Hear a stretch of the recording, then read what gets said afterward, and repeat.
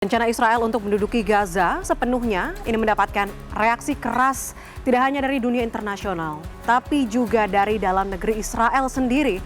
Mereka menganggap keputusan menduduki Gaza justru akan membahayakan posisi Israel. Selain informasi ini, CNN Indonesia World Now juga punya informasi lain dan penting untuk Anda, diantaranya. Tuntutan agar perang di Gaza segera berakhir dan bencana kelaparan segera tertangani tidak hanya muncul dari dunia internasional, tapi juga dari dalam negeri Israel sendiri. Hampir setiap hari digelar unjuk rasa di Tel Aviv. Di tengah gempuran militer Israel, para jurnalis masih terus bertahan di baris depan. Dengan peralatan seadanya, mereka tetap mengabadikan krisis kemanusiaan yang terjadi di Gaza.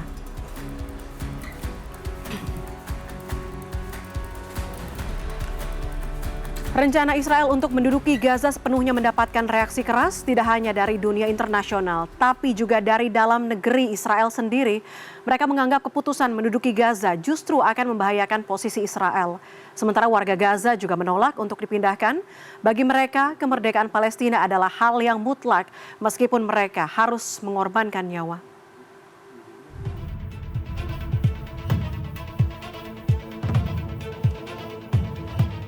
Perdana Menteri Israel Benjamin Netanyahu menyatakan bertekad melanjutkan rencana menduduki Gaza. Menurutnya saat ini militer Israel telah menguasai 70 hingga 75% wilayah Gaza.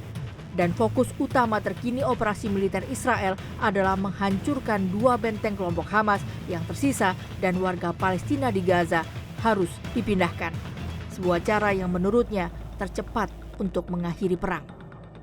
Israel Security Cabinet instructed the IDF to dismantle the 2 remaining Hamas strongholds in Gaza City and the central camps. Contrary to false claims, this is the best way to end the war and the best way to end it speedily.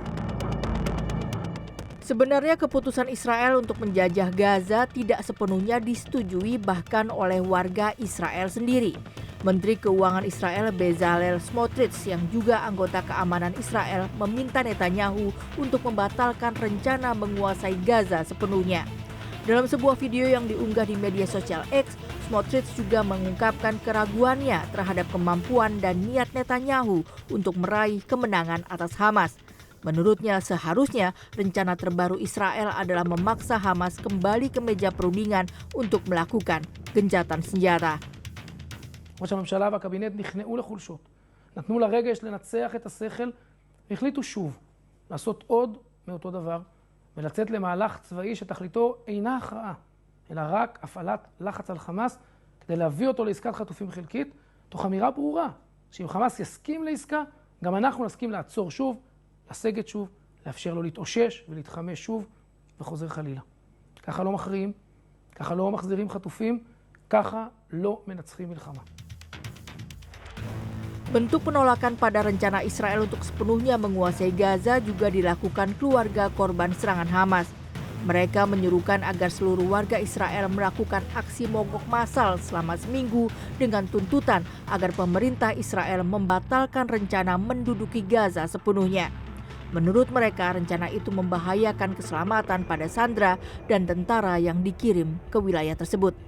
Mereka menuntut digelarnya perundingan damai untuk mengakhiri perang dan membebaskan semua sandera.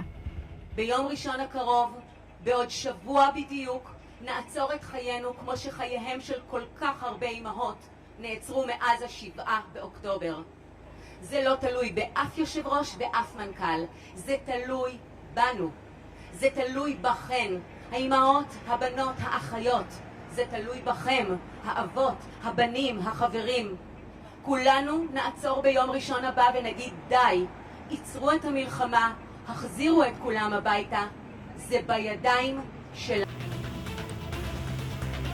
Sementara Hamas tentu saja langsung mengecam keras keputusan itu.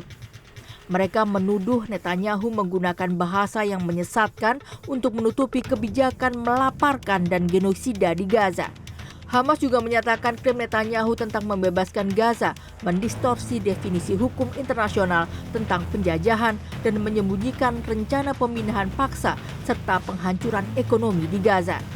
Selain itu, Hamas menuduh Israel melarang jurnalis internasional memasuki Gaza dan membunuh lebih dari 240 jurnalis Palestina. Sebuah kondisi yang membuat Gaza menjadi daerah yang paling mematikan bagi para jurnalis untuk bekerja. Hal yang sama pun diungkapkan warga Gaza. Mereka menolak dipindahkan dari tanah tumpah darah mereka. Buat warga Palestina di Gaza, kemerdekaan Palestina adalah hal yang mutlak, meskipun mereka tahu taruhannya adalah nyawa. Seperti yang diungkapkan oleh Fatma Al-Sinbari, ibu dari 9 anak yang suaminya terluka parah akibat berebut bantuan itu, menyatakan tidak mau pergi dari Gaza. Ia mengaku sudah berkali-kali mengungsi sejak perang berkecamuk. Namun kali ini ia menegaskan tidak akan beranjak dari Gaza. وين بدنا نروح؟ احنا كنا نستنى في وقت اطلاق نار. وين بدنا نروح نتجرجر؟ تعبنا وزهقنا. ما ضلش ننزح اكثر من هيك. احنا بنضل فلسطينيين ونضل في ارضهم الفلسطينيه هي اللي بتحواهم. ولا بلد حتحوانا زي ما احنا حويتنا فلسطين. ما ضلش شيء اكثر من هيك. Kota Gaza yang terletak di bagian utara jalur Gaza adalah kota terbesar di wilayah tersebut. Rencana pendudukan Gaza akan melibatkan evakuasi warga sipil Palestina dari kota Gaza dan penyerangan darat secara langsung. Namun Israel tidak berniat menjadi pemerintah di Gaza dan hanya ingin membangun perimeter keamanan.